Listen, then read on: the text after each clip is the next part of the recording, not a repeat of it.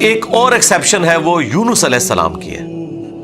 ان کے کیس میں تو اللہ تعالیٰ نے بالکل ڈیفرنٹ ایک فیصلہ فرمایا کہ یونس علیہ السلام کی قوم نے جب عذاب کے آثار دیکھے تو انہوں نے توبہ کی اور اللہ تعالیٰ نے ان سب کا ایمان قبول کر لیا. اور وہ قرآن میں آتا ہے کہ 1,00,000 سے بھی زیادہ لوگ تھے جو سارے کے سارے ایک دن میں مسلمان ہو گئے. یعنی یونس علیہ السلام کی سال ہر سال کی تبلیغ نے کوئی اثر نہیں دکھایا. جب عذاب کے آثار نظر آئے تو انہوں نے ایمان قبول کر لیا. یہ صرف یونس علیہ السلام کی قوم نہیں، باقی قوموں کے بارے میں بھی سورۃ الانبیاء میں آیا کہ جب کبھی بھی رسولوں کے مخالفین پر عذاب آتا تھا تو مخالفین اس عذاب کے وقت پھر چیخیں مارتے تھے اور کہتے تھے کہ یا اللہ ہمیں ایک دفعہ چھوڑ دے، اب ہم تیرے نبی کو مانیں گے. سب سے بڑا خبیث فرعون، اس کے بارے میں قرآن میں سورہ یونس میں ہی ہم پڑھ چکے ہیں کہ اس نے بھی موت کے وقت کہا تھا کہ میں ایمان لاتا ہوں موسیٰ علیہ السلام کے رب پر، بنو اسرائیل کے رب پر. اور پھر اللہ تعالیٰ نے جواب میں فرمایا آن، اس وقت اب ایمان لے کر آیا، اس وقت ایمان لانا تجھے کوئی فائدہ نہیں دے گا. جو جامعہ ترمذی میں بھی حدیث ہے کہ موت کے غرغرے سے پہلے پہلے توبہ قبول ہے. یہ جو موت کا غرغرہ ہے نا، یہ امتوں کے کیسز میں عذاب کے آثار کا سامنے نظر آنا ہے. وہ پوری قوم کے لیے موت کے غرغرے کا وقت ہے، اگرچہ وہ ان پہ نظر نہیں آئی ہے لیکن وہ اللہ کا فیصلہ ہو چکا ہے. وہ اب انہوں نے کنفرم مرنا ہی مرنا ہے. وہ آثار جب نظر آنا شروع ہوئے تو باقی قومیں بھی آہو بکا کرتی تھیں، اس قوم نے بھی آہو بکا کیا اور اللہ تعالیٰ نے ان کے کیس میں وہ سن لیا اور انہیں بچا لیا. اور جب یونس علیہ السلام واپس آئے وہ تو دنگ رہ گئے کہ یہ کیا ہوا، میں تو انہیں عذاب کا وعدہ دے کے گیا تھا، یہ سارے کے سارے زندہ سلامت ہیں.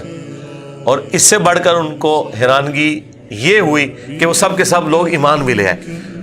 تو اب حضرت یونس علیہ السلام کو وہ غم تو بھول گیا کہ میرا دیا ہوا وعدہ پورا نہیں ہوا. ظاہر ہے ایک امبیرسمنٹ تو تھی کہ آپ قوم کو کہہ کے یہ نکلے ہیں کہ اب تم پہ عذاب آئے گا اور عذاب نہیں آیا. تو امبیرسمنٹ تو حضرت یونس علیہ السلام نے فیل کی، لیکن اس کی کمپنسیشن اللہ نے اس حوالے سے کر دی کہ جو ان کا مقصد ہے وہ پورا ہو گیا کہ لوگ ایمان لے آئے. آپ سورۃ الاعراف میں، سورہ ہود میں بھی دیکھیں گے کہ جب کبھی قوموں پر عذاب آتا ہے تو اینڈ پہ وہ قوم کا پیغمبر عذاب دیکھنے کے بعد اپنی قوم سے مخاطب ہو کے کہتا ہے کہ میری قوم، میں نے تو بڑی کوشش کی تھی کہ تمہیں اس عذاب سے بچا لیتا لیکن تم خود گمراہی پر تلے ہوئے تھے. تو عذاب کے بعد بھی قوموں کا درد پیغمبروں کے سینے میں رہتا ہے، ایک نیچرل چیز ہے. رقیق القلب ہوتے ہیں نا جو پیغمبر ہوتے ہیں. تو یہاں پر جب انہوں نے دیکھا سب ایمان لے ہیں تو ظاہر ہے کہ وہ ایک ہیپی اینڈنگ ہوئی ہے. کیا ڈراپ سین ہوا ہے. میں کبھی بعض اوقات یہ جب حضرت یونس علیہ السلام کی قوم کا واقعہ قرآن میں پڑھتا ہوں نا تو میں بڑی خواہش کرتا ہوں کہ میں جنت میں جا کے یہ منظر دیکھوں کہ وقت کا پیغمبر عذاب کی وعید سنا کے گیا ہے اور لوگ چیخو پکار کر رہے ہیں اور ایسا یونیک کیس ہو گیا، سمجھ لیں مردے ہی زندہ ہو گئے کہ اللہ تعالیٰ ان کی چیخو پکار سن کے ان کی توبہ بھی قبول کر لیتا ہے. اور پھر یونس علیہ السلام جب واپس آتے ہیں ان کی حیرانگی کیا ہوگی، ٹھیک ہے، کیا ڈراپ سین ہوگا. میں کہتا ہوں جی اس طرح کی کوئی ٹریجک فلم نہیں ہو سکتی جو یونس علیہ السلام اور ان کی قوم کی ہے. اور وہ کیوں ہوا؟ صرف یونس علیہ السلام سے ایک اجتہادی خطا ہوئی. ہم اسے گناہ نہیں کہتے، وہ خطا ہے. انبیاء خطا کرتے ہیں لیکن چونکہ وہ اپنی خطا پر قائم نہیں رہتے اور وہ گناہ کے زمرے میں بھی نہیں ہے، غلطی ہے بحیثیت انسان. انسان غلطیوں سے پاک اگر ہم پیغمبروں کو کہتے ہیں تو یہ پاک وہ والا نہیں ہے جس طرح اللہ پاک ہے. آپ سبحان کا لفظ صرف اللہ کے ساتھ بولتے ہیں، کوئی پیغمبر بھی سبحان نہیں ہے. پرفیکٹ صرف اللہ ہے. دیکھیں انسان تو ہے ہی امپرفیکٹ. جب ہم نیند کے محتاج، کھانے پینے کے محتاج، اس کے بعد ٹوائلٹ کے محتاج اور سب سے بڑھ کر اپنی زندگی کے لیے اپنے رب کے محتاج، تو انسان تو پرفیکٹ ہے ہی نہیں ہے. پرفیکٹ صرف اللہ ہے جو کسی کا محتاج نہیں ہے. غلطیوں سے پاک صرف اللہ ہے. یونس علیہ السلام سے جو آپ سمجھ لیں اجتہادی خطا جسے ہم گناہ نہیں کہتے، وہ یہ ہوئی کہ جب مقررہ وقت کے اوپر قوم یونس ایمان نہیں لے کر آئی تو یونس علیہ السلام نے انہیں کہا کہ اب 3 دن بعد عذاب آ جائے گا. جو اللہ نے وعدہ کیا تھا کہ یہ ان کا سمجھ لیں ٹائم اینڈ ہو رہا ہے, اس ٹائم لائن کے بعد عذاب آنا ہے. لیکن ساتھ یہ ضروری تھا کہ اللہ تعالیٰ کی وحی کا انتظار کرنا ہے اس علاقے کو چھوڑنے سے پہلے. تمام انبیاء جب قوموں کو وحی سناتے ہیں نا تو پھر اللہ تعالیٰ کی وحی کی اجازت کے بعد اس علاقے کو چھوڑتے ہیں. نبی اسلام نے بھی ہجرت دیکھیں اینڈ پہ کی ہے, ایویں نہیں, مطلب آپ خود سے نہیں نکلے, اللہ تعالیٰ کی وحی کے ذریعے نکلے. قرآن میں سورۃ الانفال میں آیا تھا کہ یہ جب کافر کہتے تھے نا کہ ہم پر عذاب کیوں نہیں نازل ہوتا, ہم نبی کا انکار کر رہے ہیں, تو اللہ تعالیٰ نے فرمایا کہ جب تک اے نبی تم ان میں موجود ہو ہم ان کو عذاب نہیں دیں گے. اللہ کی سنت ہے کہ جب کبھی کسی قوم کو عذاب دینا ہوتا ہے نا تو اس قوم میں سے انبیاء اور اہل ایمان کو الگ کرتا ہے, پھر باقی کی قوم پر عذاب آتا ہے. اور وہ اللہ تعالیٰ نے نکالا اور غزوہ بدر میں لا کے ڈبویا ان کو, جس طرح فرعونیوں کو اپنے محلات سے نکال کے سمندر میں غرق کیا تھا, مشرکین عرب کو اپنے گھروں سے نکال کر بدر میں ڈبویا صحابہ کرام کی تلواروں کے ذریعے. یہ عذاب استحصال کی ایک قسط ان پر آئی تھی. تو یونس علیہ السلام نے ازیوم کیا کہ ظاہر ہے کہ اس کے بعد عذاب تو آنا ہی ہے, لیکن ان کی شان اس سے بلند تھی کہ وہ وحی کا انتظار کیے بغیر نکل گئے. بس جب وہ نکلے, جس کشتی میں سوار ہوئے, وہ کشتی جو ہے وہ بھنور میں پھنس گئی, اور ان کی اپنی ایک نارمز چل رہی تھی کہ اگر کشتی بھنور میں پھنس جائے تو یہ اس چیز کی علامت ہے کہ کوئی غلام اپنے آقا کی اجازت کے بغیر بھاگ کر آ گیا.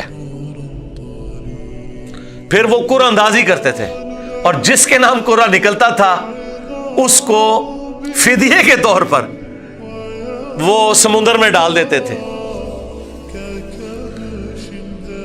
پہلی دفعہ قرآن اندازی کی گئی, بیلٹنگ, تو حضرت یونس علیہ السلام کا نام نکلا. ان کا نہیں یونس علیہ السلام تو اس طرح ہو ہی نہیں سکتا. دوسری بار, تیسری بار, تینوں بار یونس علیہ السلام کا نام نکلا قرآن اندازی میں. تو یونس علیہ السلام نے, اچھا قرآن میں اشارتاً اس کا ذکر ہے, اسرائیلی روایتوں میں تفصیل کے ساتھ ہے, لیکن یہ بالکل قرآن میں فٹ ان بیٹھتی ہیں. یعنی آپ کو یہ تو بتایا گیا کہ یونس السلام مچھلی کے پیٹ میں رہے, تو وہ مچھلی کے پیٹ میں پہنچے کیسے تھے؟ مچھلی کے پیٹ تک پہنچنے کے لیے تو آپ کو دوست چاہیے, نیچے ہے مچھلی, اتنی بڑی ویل مچھلی ہے, کوئی چھوٹی مچھلی کے پیٹ میں تو رہ نہیں سکتا بندہ. تو وہ حضرت یونس علیہ السلام کو انہوں نے سمندر میں پھینک دیا.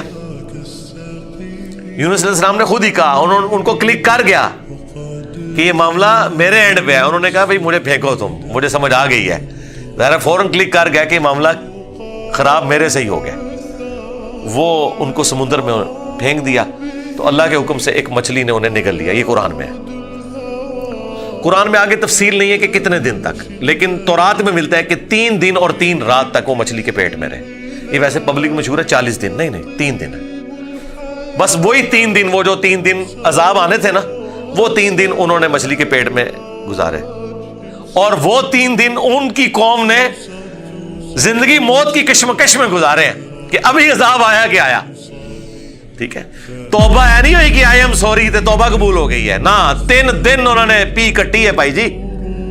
یہاں تو لوگ 1 دن جیل نہیں کاٹ سکتے, 3 دن تک انہوں نے وہ تکلیف کاٹی ہے.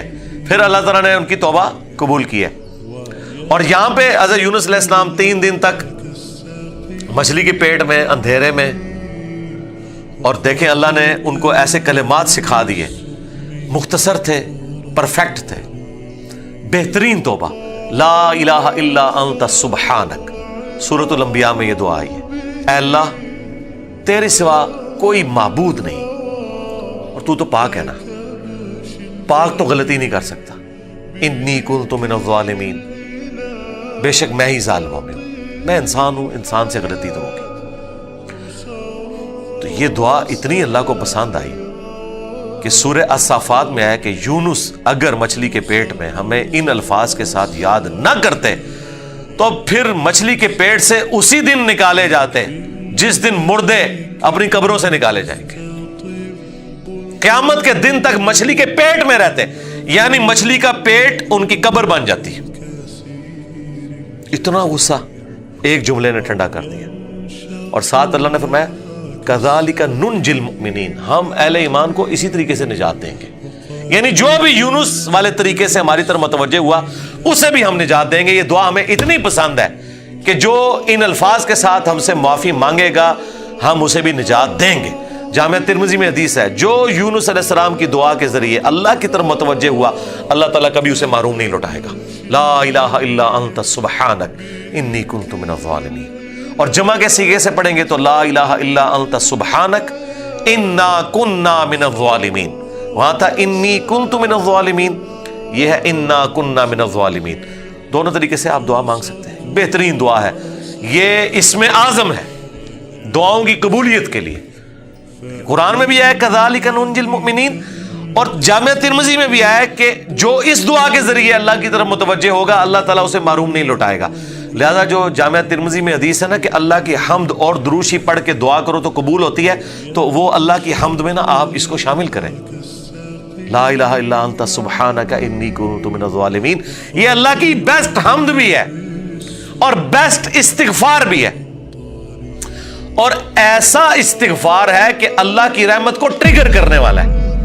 دیکھیں آپ نے اللہ تعالیٰ کی کس چیز کو ہائی لائٹ کیا ہے کہ یا اللہ تو پاک ہے، تو غلطی کر نہیں سکتا، اس کی عظمت مان لی، اور پھر ساتھ ہی کہا کہ مجھے تو نے بنایا ہی ایسا ہے کہ میں غلطی کروں گا، تو دیکھ میں کمزور ہوں، میں مان رہا ہوں میں غلطی کروں گا، تو کر بیٹھا ہوں تو معاف کر دینا۔ اس سے بیسٹ انداز نہیں ہو سکتا اپنی غلطیوں پر معافی مانگنے کا۔ تو یہ حرز جام بنائیں، لا الہ الا انت سبحانک انی کنت من الظالمین۔ یقین کریں یہ دعا آپ کے سامنے یونس علیہ السلام ہو، مچھلی کا پیٹ، گپ اندھیرا، 3 دن 3 رات، دنیا میں کوئی آ کے آپ کو ریسکیو نہیں کر سکتا،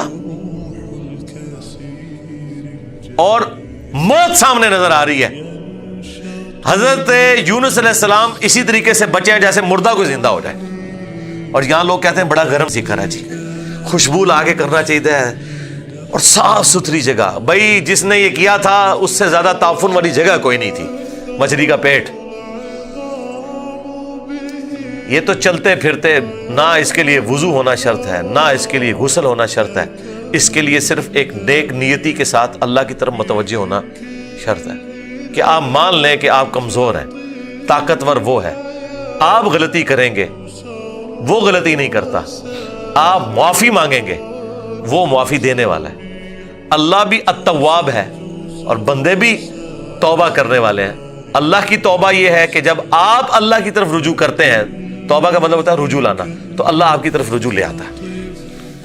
جو بخاری مسلم میں حدیث ہے کہ جو شخص توبہ کر کے اللہ کی طرف رجوع لاتا ہے تو اللہ کو اس شخص سے زیادہ خوشی ہوتی ہے کہ جو اکیلا ریگستان میں ہو، اچانک اس کی سواری غائب ہو جائے اور وہ اپنی موت کا انتظار کرنا شروع کر دے، اور پھر تھوڑی دیر بعد وہ سواری واپس آ جائے جس پہ اس کا سامان لدا ہوا ہے، اسے نئی زندگی ملے، اور وہ اتنا خوش ہو کہ اس کی زبان سے نکل جائے اے اللہ تو میرا بندہ میں تیرا رب، من شدت الفرح، خوشی کی شدت کی وجہ سے، حالانکہ اس نے یہ کہنا تھا کہ اے اللہ میں تیرا بندہ تو میرا رب۔ اس سے زیادہ اللہ تعالیٰ کو خوشی ہوتی ہے جو بندہ رجوع لے آتا ہے۔ تو یونس علیہ السلام کی دعاؤں کو آپ اپنے استغفار میں، اپنی صبح و شام کے اذکار میں، ہر جگہ اپنے تشہد کے اندر اس دعا کو پڑھا کریں۔ یہ بڑے بڑے مشکلوں کو آسان کر دیتی ہے۔ یار آپ دیکھیں ایک بندے کو اپنی موت سامنے نظر آ رہی ہے اور اس موت میں سے اسے زندگی مل جائے، بس جب آپ نا امیدی کے اینڈ پر پہنچے ہوں اور آپ کو کوئی امید نظر نہ آئے تو آپ یہ پڑھیں لا الہ الا انت سبحانک انی کنت من الظالمین۔ انشاءاللہ تعالی اللہ تعالیٰ اس مشکل میں بھی کوئی نہ کوئی ایسی راہ نکال دے گا جو آپ نے گمان بھی نہیں کبھی کی ہوگی۔ بہرحال وہ 3 دن اور 3 رات کے بعد یونس علیہ السلام کو مچھلی نے ساحل پر ڈال دیا۔ اب ان کا جسم کافی ڈیمیج ہو چکا ہوا تھا۔ قرآن میں آیا کہ ان کے لیے اللہ تعالیٰ نے کدو کی بیل اگا دی جو ان کے اوپر سایہ کی ہوئی تھی، کیونکہ بالکل لاغر ہوئے ہوئے تھے وہ، اور پھر دھوپ سے بچاؤ کے لیے وہ بیل بھی ان کو چاہیے تھی۔ پھر سسٹین ہوئے، جب واپس اپنی قوم میں آئے تو دیکھا کہ جناب سارے رفع دین نمازاں پڑھ رہے نے۔ انہوں نے کہا پوری زندگی بخاری مسلم دی حدیثاں دکھائیاں، انہیں رفع دین نہیں شروع کیتا، اچانک کیا ہو گیا ہے؟ یعنی وہ سارے کے سارے مان لے۔ یہ میں آج کے دور میں ٹرانسلیٹ کر رہا ہوں، پھر کہنے کے کتنے لکھے ہیں سرکار؟ دیکھیں اللہ تعالیٰ ہر دور میں اپنے بندے بھیجتا ہے جو اس دور کی لینگویج میں ان کو وہ بات سمجھاتے ہیں۔ تو انہوں نے دیکھا بھی انقلاب یہ کہاں سے آ گیا، سارے اونچی آمین کہہ رہے ہیں، سارے رفع الیدین سے نماز پڑھ رہے ہیں، سارے نے جڑے اپنی شلواریں چھنگ لیاں نے، کیا ہو گیا ہے؟ تو پتہ چلا کہ جناب اللہ تعالیٰ نے معاف کر دیا ان کو۔ اور یہ ایک ایسا ایکسیپشنل واقعہ ہے جو اللہ تعالیٰ کی پوری بنائے ہوئے پلان کے اندر، پوری ڈیسٹنی میں، پوری انسانی تاریخ میں اور کسی کے لیے نہیں ہوا۔ اس خاص واقعے کی وجہ سے ہی اس سورت کا نام سورہ یونس ہے۔ اگرچہ یونس علیہ السلام کا ذکر آپ نے دیکھ لیا، بس یہ اتنا صحیح آ رہا ہے، یہ باقی پورے واقعات قرآن میں سکیٹرڈ فارم میں ہے۔ سورہ ہود سے میں نے بیان کیا، سورۃ الاعراف، باقی صورتوں سے جوڑ کے آپ کو ایک جگہ پوری پکچر بتائی ہے۔ حالانکہ عام بندے سے پوچھے نا کہ سورہ یونس میں کیا ہوگا، تو وہ یہ بتائیں گے آپ کو کہ سورہ یونس میں یہ لکھا ہوا ہوگا کہ حضرت یونس علیہ السلام کتنے خوبصورت تھے، ان کی زلفوں کا رنگ کیا تھا، ان کے ماں باپ کہاں رہتے تھے، وہ کہاں پیدا ہوئے، کہاں فوت ہوئے۔ عام آدمی تو یہ سمجھ رہا ہوگا، حالانکہ سورہ یونس کا جو مرکزی ٹاپک ہے نا وہ توحید ہے، ٹوٹل توحید۔ اور اس میں حضرت یونس علیہ السلام بھی فٹ ان بیٹھ رہے ہیں۔ کیوں؟ توحید کا مطلب یہ ہے کہ ہوگا وہ جو اللہ چاہے گا، اور اللہ چاہے تو اپنا بنایا ہوا قانون بھی توڑ سکتا ہے۔ اللہ اپنے قانون کا بھی کوئی پابند نہیں ہے، لیکن یہ دنیا کے اعتبار سے، آخرت کے لیے نہیں۔ آخرت کے لیے اللہ نے قرآن میں یہ بتایا کہ میں اپنے وعدے کے خلاف نہیں چلوں گا۔ آخرت اللہ کا قانون نہیں ہے، وعدہ ہے، اور اگر اللہ وعدہ توڑتا ہے نا تو وہ اللہ نہیں رہتا، کیونکہ جو وعدہ پورا نہ کرے وہ جھوٹا ہوتا ہے، اور جھوٹ اللہ کی طرف منسوب نہیں۔ لیکن دنیا میں اللہ تعالیٰ اپنے بنائے ہوئے قوانین توڑ دیتا ہے، وہ اللہ کے کوئی وعدے نہیں ہے۔ اللہ کا قانون ہے کہ آگ جلائے گی، ابراہیم کو نہیں جلایا، تو اللہ تعالیٰ کو اس سے کوئی فرق نہیں پڑتا، یہ اللہ کا کوئی وعدہ نہیں تھا۔ چھری کاٹتی ہے، اسماعیل علیہ السلام کو نہیں کاٹا، یہ اللہ کا قانون ٹوٹا۔ سمندر میں انسان غرق ہو جاتا ہے، موسیٰ علیہ السلام کے لیے راستہ بن گیا، یہ اللہ کا قانون ٹوٹا معجزے کے طور پر۔ آخرت میں کوئی قانون نہیں ٹوٹے گا۔ جو مواہد دنیا سے گیا، اللہ کا تابع فرمان، پیغمبروں کا مطیع، پھر اس پہ تقدیر غالب نہیں آئے گی کہ نہیں جی اے تیری میں ایک گل سنبھال کے رکھی ہے، لہذا تو زیرو نال ملٹیپلائی ہو گیا، نہیں، وہاں بھائی نیکیاں تولی جائیں گی۔ چاہے گناہوں کے پلڑے میں بڑے سے بڑا گناہ بھی آ گیا شرک کے سوا، اور نیکیاں بھاری ہو گئی، تو اللہ تعالیٰ کسی کو یہ کہے گا کہ بھی نہیں کہ بالکل دوتے اے زیرو زیرو ہی بچے ہیں، نہیں، بس یہ میرا وعدہ ہے کہ میں بچا لوں گا۔ بلکہ اللہ کی تو رحمت اس سے بھی زیادہ ہے، وہ تو اپنے پیغمبر کی شفاعت سے جن کے نیکیوں کے پلڑے ہلکے بھی ہو جائیں گے ان کی بھی کمپنسیشن فرما دے گا، اگر وہ شرک نہ کرتے ہوئے، انشاءاللہ تعالی۔ ہمیں تو اللہ تعالیٰ بغیر حساب و کتاب کی جنت میں داخلہ عطا فرمائے، آمین، مع النبیین والصدیقین والشہداء والصالحین، آمین۔ بہرحال یونس علیہ السلام جب واپس آئے، انہوں نے یہ ساری بہاریں دیکھی، تو ظاہر ہے کہ خوشی خوشی انہوں نے اس کو ایکسیپٹ کیا، اور اللہ تعالیٰ نے پھر اس کو قیامت تک کے لیے قرآن میں نقل کر دیا۔ اب یہ وہ الفاظ، اب یہ پورے واقعات آپ کے سامنے ہو تو اب آپ اس کا ٹیسٹ فیل کریں۔ اعوذ باللہ من الشیطان الرجیم، بسم اللہ الرحمن الرحیم، فلولا كانت قرية آمنت فنفعها ایمانها، بس کیوں ایسا نہ ہوا کہ کوئی بستی ایمان لائی ہو تو اس کو ایمان لانا نفع دے دیتا، یہ کبھی ہوا ہی نہیں ایسا۔ الا قوم یونس، سوائے قوم یونس کے، کہ یونس علیہ السلام کی اجتہادی خطا جو ڈیبٹ تھی وہ کریڈٹ بن گئی ان کے امت کے حق میں، کہ چونکہ ان کے وقت کے پیغمبر نے اللہ کی وحی کے انتظار کے بغیر وہ جگہ چھوڑ دی تھی، اللہ نے اس کا بینیفٹ ان کی قوم کو دے دیا۔ لما آمنوا، جب وہ ایمان لے آئے، کشفنا عنہم عذاب الخزی فی الحیات الدنیا، تو ہم نے دور کر دیا ان سے، کھول دیا دنیا کی زندگی کی رسوائی کا عذاب۔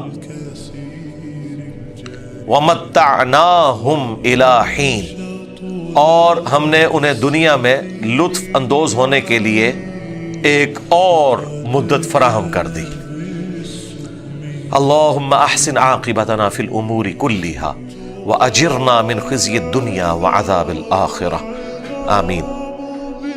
تو یہاں پر وہ عذاب ہم نے ان سے دور کر دیا، یعنی وہ عذاب آیا ہوا تھا، اس کے اثار نمایاں تھے، پھر اللہ تعالیٰ نے وہ کھول دیا، وہ جس شکل میں بھی تھا، کوئی بادل آئے ہوئے تھے پھر کھول دیے۔ وَلَوْ شَاءَ رَبُّكَ لَآمَنَ مَنْ فِي الْأَرْضِ كُلُّهُمْ جَمِيعًا، اور اگر تمہارا رب چاہتا تو جتنے لوگ زمین میں آباد ہیں سب کے سب ہی مومن ہو جاتے، اس کا کیا مطلب ہے کہ اگر اللہ تعالیٰ زبردستی ہدایت دینا چاہتا، اس کا یہ مطلب نہیں ہے کہ اللہ تعالیٰ یہ چاہتا ہے کہ لوگ جہنم میں جائیں. یہ رسول اللہ کو سنگولر کے سیغے سے تسلی دی جا رہی ہے کہ اگر اللہ تعالیٰ نے زبردستی ایمان دینا ہوتا نا تو دے دیتا سب کو، لیکن اللہ تعالیٰ یہ چاہتا ہے کہ لوگ خود سے اپنی چوائس سے مجھے چوز کریں. افانت تکرہ الناس حتی یکونوا مؤمنین، تو اے نبی کیا آپ لوگوں کو مجبور کرنا چاہتے ہیں یہاں تک کہ وہ ایمان لے آئیں؟ یعنی آپ نے زبردستی نہیں کرنا. حضور ٹینشن ہی بڑی لیتے تھے کہ میں دعوت دے رہا ہوں لوگ قبول نہیں کر رہے، تو حضور کو کہا گیا آپ نے ٹینشن نہیں لینی، جنہوں نے جہنم میں جانا ہے جائیں. سورۃ البقرہ میں آیا کہ ہم آپ سے نہیں پوچھیں گے لوگ جہنم میں کیوں پہنچ گئے. سورہ طٰہٰ میں آیا کہ ہم نے قرآن اس لیے نازل نہیں کیا کہ آپ مشقت میں پڑ دیں.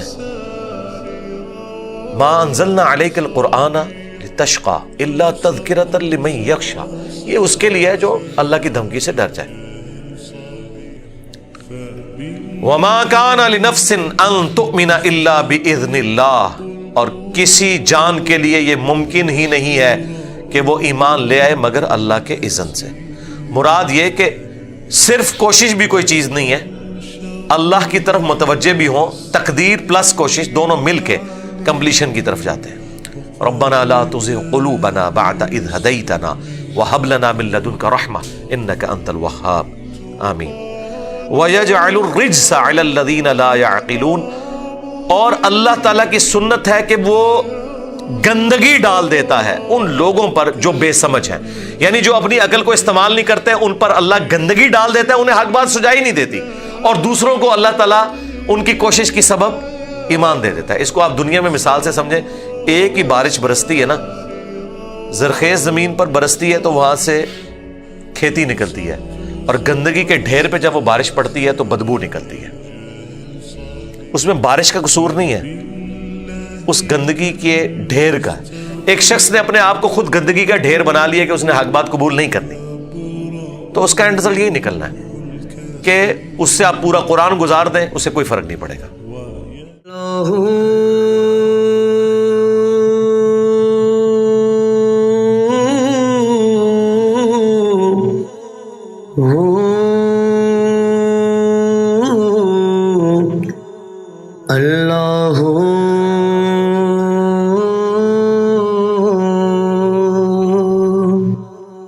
سجنا باجو ذات صفاتاں عشق دیاں،